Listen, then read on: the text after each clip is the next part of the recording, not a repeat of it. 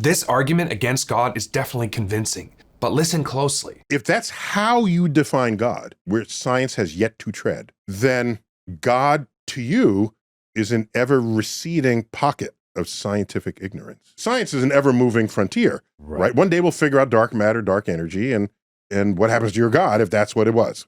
All right? Right. Okay.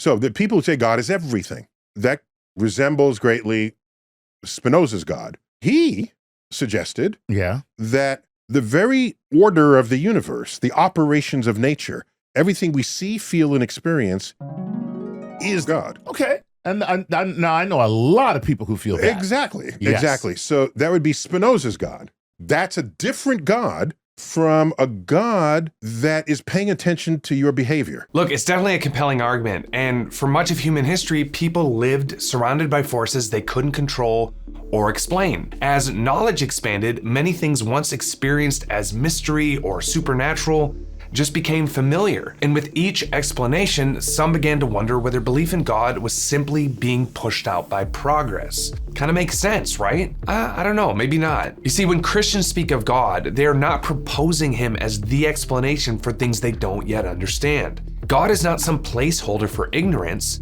The Christian claim is that God created the entire universe and everything in it. No discovery within the universe could ever explain God away because God is not contained by the universe in the first place. Saying science eliminates God is like saying the more we understand a computer, the less reason we have to believe in the engineer who designed it. That, of course, is a category mistake. One deals with mechanism and the other with agency. One explains how something works, and the other explains why it exists. Yes, religious people have sometimes wrongly placed God in the gaps of scientific knowledge, but God was never hiding there. He was the one standing behind the whole system from the beginning. Now, of course, me saying that doesn't prove that God exists, but it does expose the flaw in this very classic argument. Science explains how the universe works. God explains why there is a universe at all. When you make that kind of category mistake, your argument against the Christian God fails